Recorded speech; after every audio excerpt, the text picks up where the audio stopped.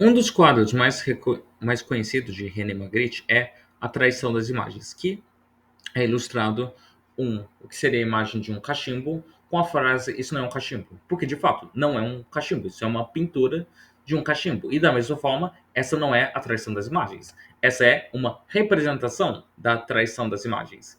E por que eu estou falando desse quadro? Porque ele é um ótimo exemplo para ilustrar casos de que a representação de algo não é o próprio algo. Por exemplo, no caso do cachimbo, o cachimbo ele tem uma certa proporção de tridimensional, algo que a pintura nem a imagem da pintura possuem. Então, sendo assim, ela não é o cachimbo, ela é uma representação do cachimbo.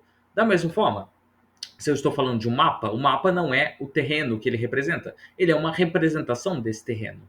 E tanto esses casos de mapas ou imagens ou representações desse tipo, são ótimas analogias para explicar o que são modelos na ciência. Então, os modelos na ciência são representações de um objeto estudado na ciência. Então, por exemplo, aqui nós temos uma representação da função de onda de um elétron de um átomo de hidrogênio. Ele é uma representação desse objeto, ele não é o próprio objeto. E todos os modelos na ciência envolvem simplificações de detalhes do objeto estudado. Então, por exemplo, quando a gente fala da molécula de DNA, eu posso falar da estrutura, ter um modelo que representa a estrutura de dupla hélice, eu posso ter um modelo que ilustra as ligações químicas das bases nitrogenadas da molécula de DNA, ou eu posso ter um modelo que delimita cada um dos átomos específicos da molécula. E cada modelo é uma simplificação que eu tenho que simplificar alguns aspectos da estrutura completa para ilustrar de forma mais visível algum outro aspecto. Então, para eu representar a estrutura, ou as ligações químicas, ou os átomos, eu preciso simplificar outros detalhes do modelo.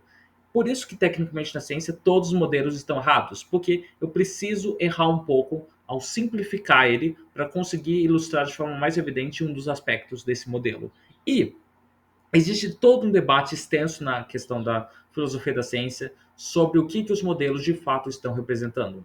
E isso está ligado com a área da filosofia da ciência envolvendo o debate entre realismo e antirrealismo, que é o foco desse vídeo.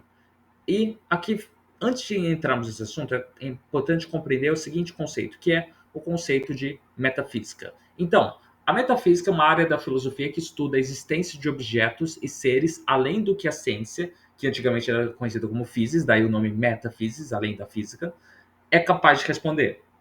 Então, é importante salientar que metafísica não é a mesma coisa que coisas sobrenaturais ou coisas envolvendo deuses ou entidades sobrenaturais de qualquer tipo. Até porque o próprio naturalismo, que é a ideia de que só existe um mundo natural, é uma posição metafísica, uma posição acerca de algo que eu não consigo testar em um experimento científico, eu não consigo testar um experimento para provar a existência ou melhor, a não existência de seres sobrenaturais, o que provaria o naturalismo, mas é uma visão que envolve acerca da existência de objetos e seres, e por isso uma visão metafísica.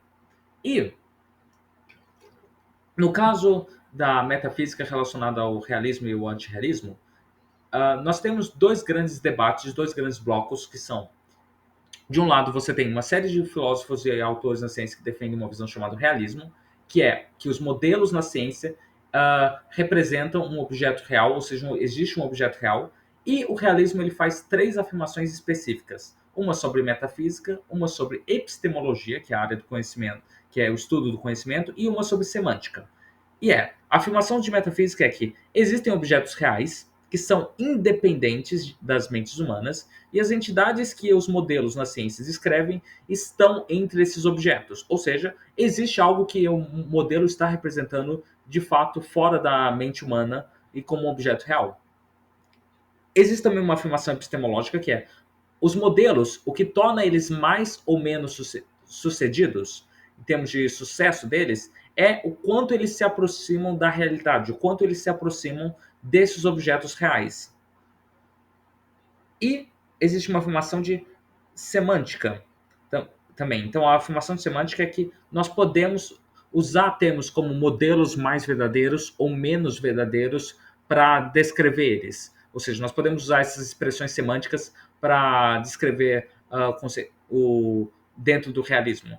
Em contraste, o antirrealismo, ele não afirma que não existem objetos que o modelo representa, ele não chega a afirmar isso, mas ele defende uma posição de agnosticismo, que é nós não sabemos, não se pode afirmar a existência desses objetos que o modelo está representando ou não. Então, a visão metafísica é uma posição agnóstica sobre objetos reais, independentes de mentes humanas e as entidades que os modelos escrevem.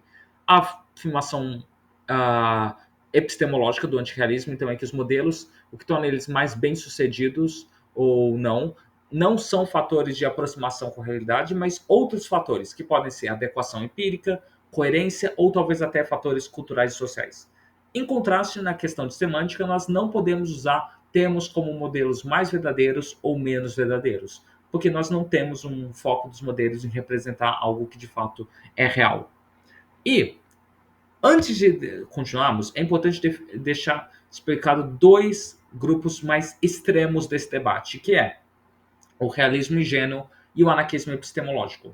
O primeiro sendo uma versão mais extrema do campo realista e o segundo um campo mais extremo do campo antirrealista. Então, um exemplo de realismo ingênuo é, por exemplo, a própria ideia da Terra plana. Por quê? O realismo ingênuo ele parte da ideia de que a visão que estamos tendo, ela é de fato o objeto sendo visto. Então, por exemplo, se eu pego uma régua e eu vejo que o horizonte parece ser reto, na visão do realismo ingênuo, bom, parece ser reto porque é reto. E, simplesmente assim, não existe um foco de uma visão de que talvez seja só haja um erro de percepção. Não, é reto porque é reto. Então, a visão da Terra plana, ela se baseia num realismo ingênuo.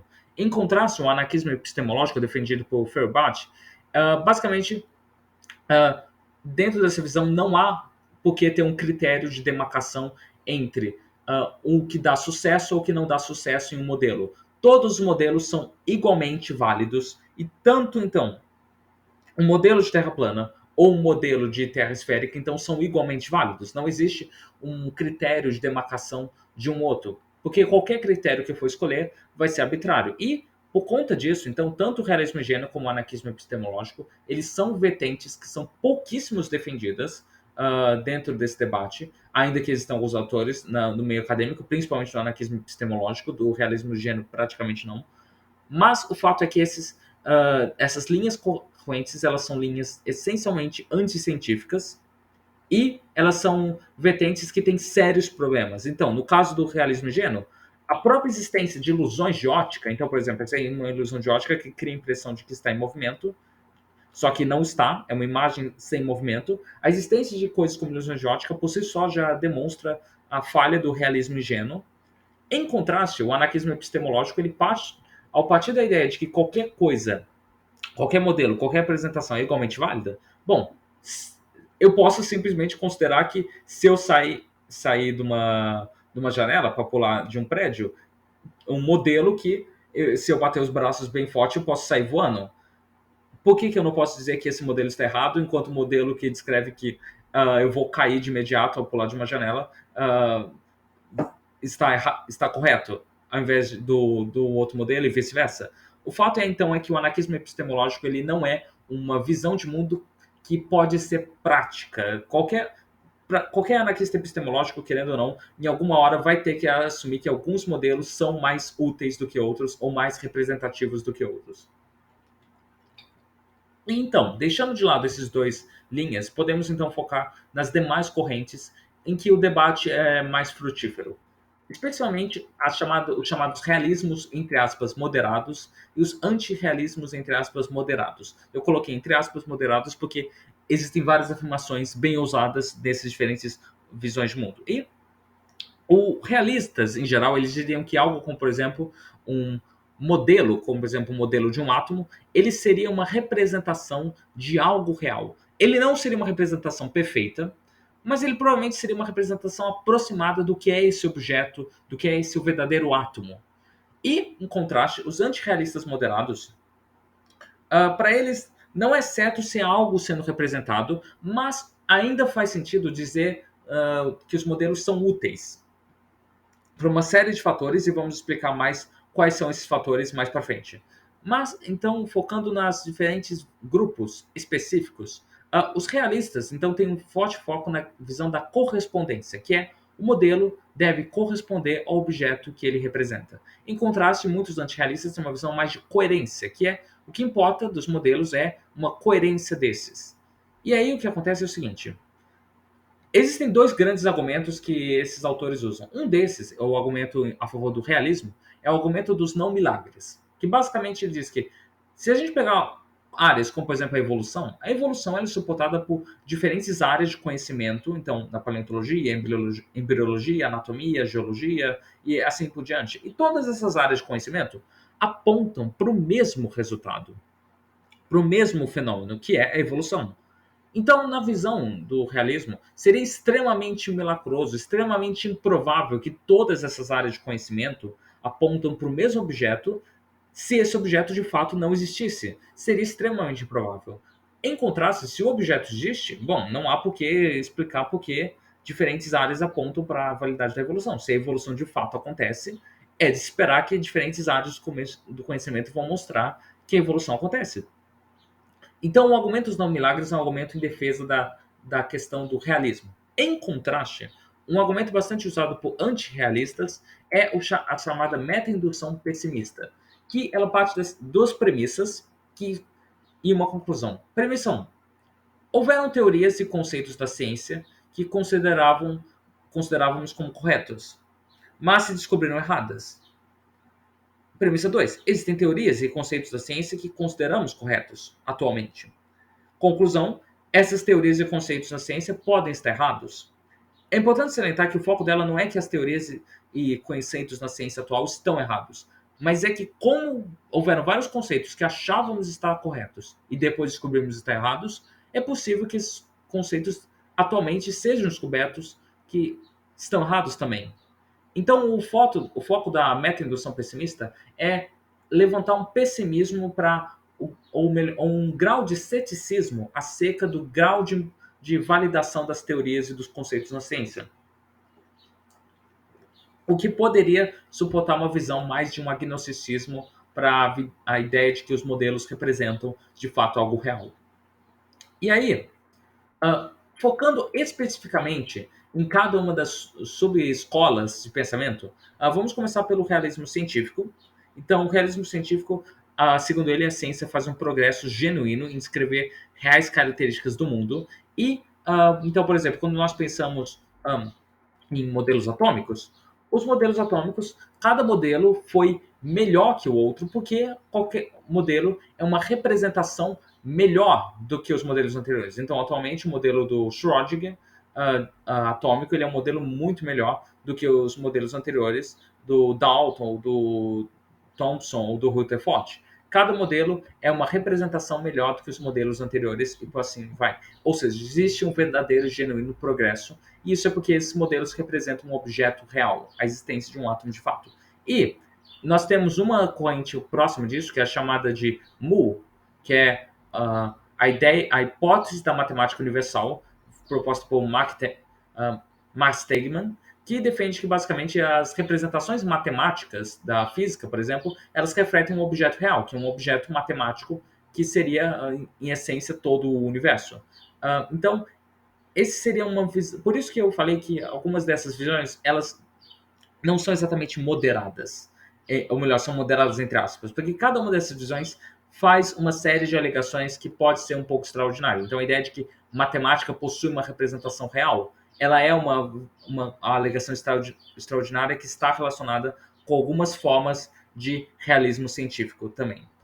E, fora o realismo científico, nós temos o realismo estrutural. Especificamente o realismo estrutural ontológico e o epistemológico, que eles focam na ideia de que nós não podemos dizer que modelo na ciência de fato representa o objeto, mas podemos dizer que existem alguns padrões ou relações ou estruturas nesses modelos, daí o nome estrutural, que parecem ser constantes ao longo desses modelos e que nós temos bom motivo para pensar que eles são corretos. Então, por exemplo, se pegarmos as teorias antigas de miasma, que diziam que as doenças eram causadas pelo mau cheiro, e a teoria de germes, que as doenças são causadas por germes, micro-organismos, existe uma estrutura, um elemento que continua nas duas teorias. Então, por exemplo, se pegarmos doenças como o vírus da gripe, O vírus da gripe é muitas vezes transmitido pelo ar. A miasma dizia que havia um mau cheiro, um elemento no ar que causava doenças. Ambas as duas visões acomodam essa estrutura comum, que é a ideia de que existe algum elemento presente no ar causando doenças. Claro que aí existem várias diferenças entre o miasma e a teoria dos germes, mas o fato é que existem algumas estruturas comuns e um realista estrutural diria que nós podemos ter um bom motivo para pensar que essas estruturas são corretas devido à continuidade delas em modelos. O grande problema do realismo estrutural é que muitas vezes é difícil delimitar o que constitui uma estrutura que se mantém em diferentes modelos e o que não constitui uma estrutura que se mantém. Daí essa é uma limitação dos modelos, dessa interpretação. Aí, saindo do campo realista, entrando dentro do campo antirrealista, uma das primeiras grandes correntes da atualidade são o empirismo construtivo e o instrumentalismo. O empirismo construtivo foca na ideia de que a ciência visa fornecer teorias que são empiricamente adequadas, mas não justifica afirmações metafísicas, enquanto que o instrumentalismo foca em conceitos e teorias que podem ter uma utilidade prática.